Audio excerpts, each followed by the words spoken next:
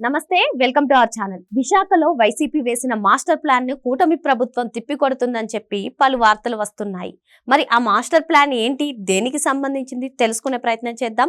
దీన్ని పూర్తిగా విశ్లేషించడానికి మనతో పాటుగా ఉన్నారు ప్రముఖ ఆర్థిక, రాజకీయ, సామాజిక విశ్లేషకులు మధుసూదన్ రెడ్డి గారు. వారిని అడిగి తెలుసుకుందాం. సార్ నమస్తే. సార్ నమస్తే.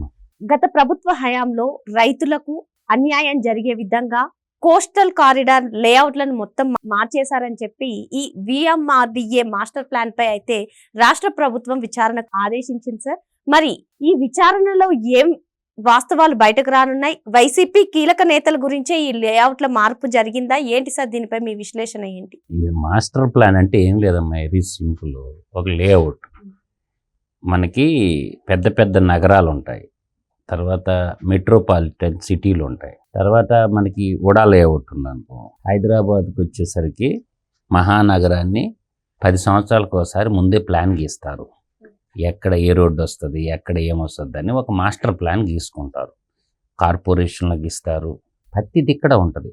జిల్లా హెడ్ క్వార్టర్లో ఉంటుంది, మున్సిపాలిటీల్లో ఉంటుంది, కొన్ని గ్రామ పంచాయతీలు దగ్గరలో ఉండే విలీనం చేస్తారు, కొన్ని మండలాలు విలీనం చేస్తూ ఉంటారు. ఇక్కడ ఏం జరుగుద్దంటే, ప్రజలకి సేవకులుగా ఉండాల్సినటువంటి రాజకీయ నాయకులు స్వార్థంతో ఏం చేస్తారంటే, టౌన్ ప్లానింగ్ అధికారులను ఉంటారు, వాళ్ళకి ఏంటంటే మ్యాప్ కరెక్ట్గా వాళ్ళు ఏంటంటే జియోగ్రాఫికల్గా చూసుకొని దానికి ఒక నామ్స్ ఉంటాయి. నామ్స్ ప్రకారం ఎక్కడ ఏ రోడ్డు వస్తుంది, ఆ భౌగోళిక నైసర్గిక స్వరూపాన్ని చూసుకొని గీయాలి.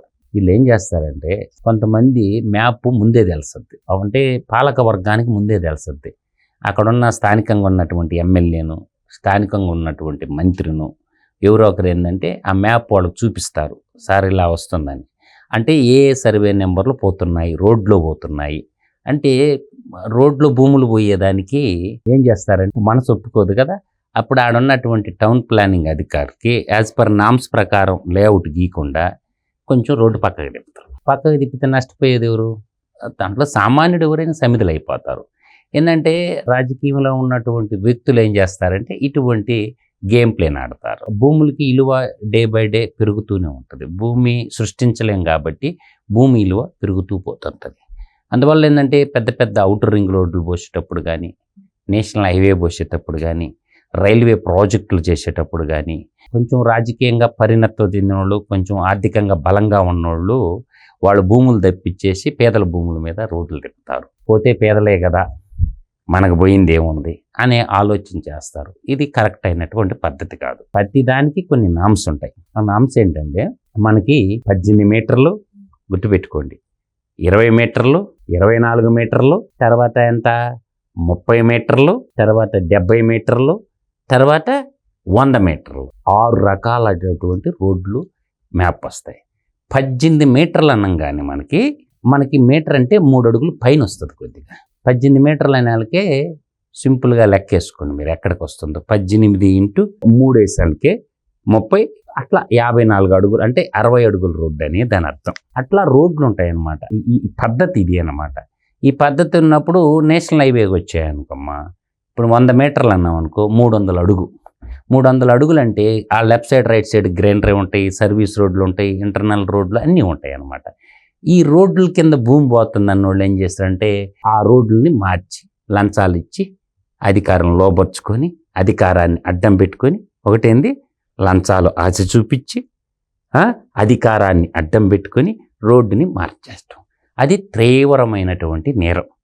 కాబట్టి ఆ మార్చిన అధికారులు ఇప్పుడు బలైపోబోతాం. కాబట్టి దాని మీద కూటమి ప్రభుత్వం అంటే ప్రజాప్రభుత్వం, కూటమి ప్రభుత్వం ప్రజాప్రభుత్వం, ప్రజలు ఎన్నుకున్న ప్రభుత్వం కదా ఇది. కాబట్టి విచారణకి ఆదేశించింది. విచారణకు ఆదేశించి చట్టబద్ధంగా వీళ్ళు మ్యాప్ తయారు చేశారా, వీళ్ళు ఇష్టారాజ్యంగా తయారు చేశారనేది ఇప్పుడు తేలిపోద్ది. అప్పుడు తేలిపోయినప్పుడు ఏం జరగద్దంటే, ఆ టౌన్ ప్లాన్ ఎవరైతే గీశారో ఆ అధికారుల మీద చర్యలు తీసుకోవటానికి ప్రధానంగా ఉంటుంది. సస్పెండ్ చేస్తారు. తర్వాత ఏం చేస్తారు, వాడు రూట్ మ్యాచ్ నన్ను కోరుకున్నాడు కదా, ఎంతో కొంత డబ్బులు తీసుకొని ఉంటాడు కదా, అప్పుడు ఏసీపీ రైట్స్ కూడా జరుగుతాయి. ఏసీపీ రైట్స్ తర్వాత ఏముంటుంది, ఇన్కమ్ ట్యాక్స్ రైట్స్ జరుగుతాయి.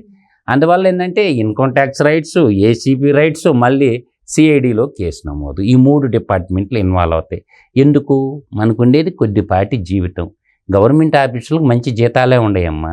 ఆ ఉన్న జీతాలతో తృప్తిగా బతికేది పోగొట్టుకొని ఏదో పోతా పట్టకపోయేది ఏముంది ఏ గవర్నమెంట్ ఆఫీసర్ అయినా.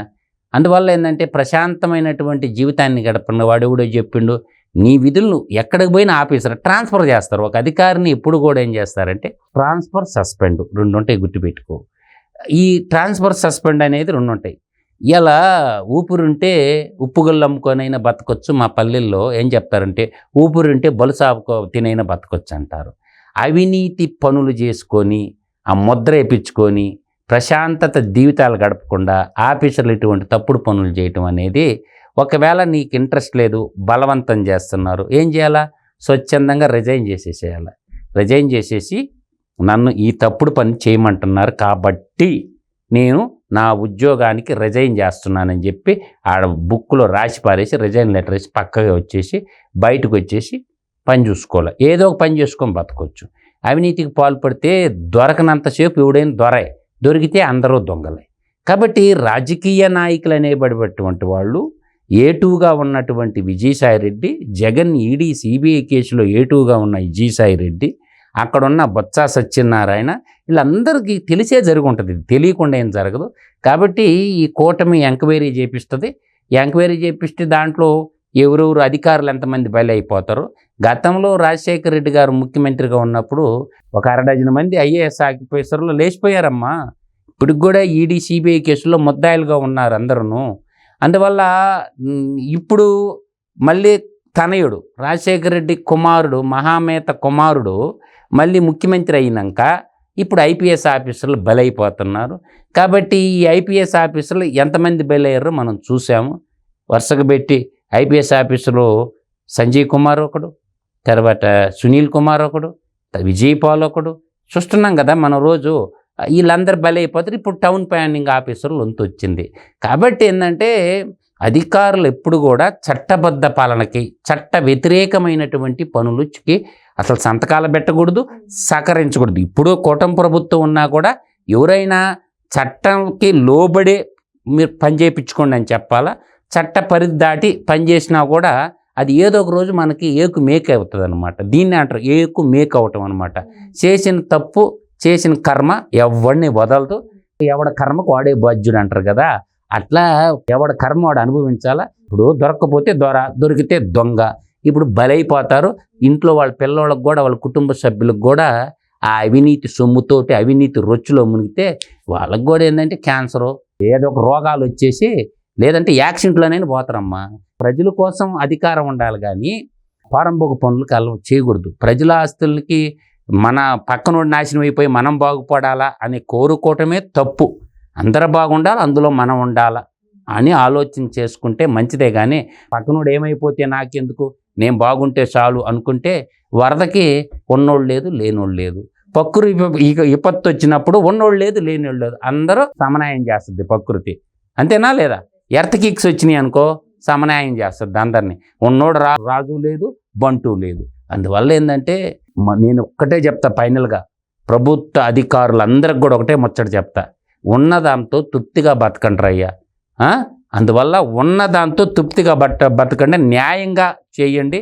లేదు 4 బర్రెలు పెంచుకున్నా పాలు పోసుకొని బతకొచ్చు. కానీ అవినీతి అనే దానికి అలవాటు పడితే జీవితం ఆగమాగమైపోద్దని మాత్రం ఖండిగా చెప్పగలను. ఇప్పుడు ఆ పోయిన A2 విజయసాయిరెడ్డి కానీ, బొత్స సత్యనారాయణ కానీ, నువ్వేం ప్లాన్ మార్చినవు, పరంభోగు పని చేసినవు, ఇప్పుడు నీ రేపు ఉద్యోగం పోతే వాళ్ళు తెచ్చిస్తారా? అందువల్ల ఏంటంటే ఎప్పుడు కూడా బానిసగిరి, చెంచాగిరి, గులాంగిరి చేయకూడదు. చట్టం ఏం చెప్తుందో చూసుకోండి. చట్టబద్ధతలో పోతే ఎవరు ఏం చేయలేరు. కాబట్టి టౌన్ ప్లానింగ్ అధికారులు విశాఖ బీచ్లో నిండా మునిగిపోతారు, బే ఆఫ్ బెంగాల్లో ముంచేసిండ్రు. కాబట్టి ఎంతమంది అధికారులు బలైపోతారో రేపు విచారణలో బయటపడద్ది, ఈ కుంభకోణం అంతా బయటకు వస్తుందని మాత్రం నేను చెప్పగలను. మరో అంశంతో మళ్ళీ కలుద్దాం. Thank you sir. నమస్కారం.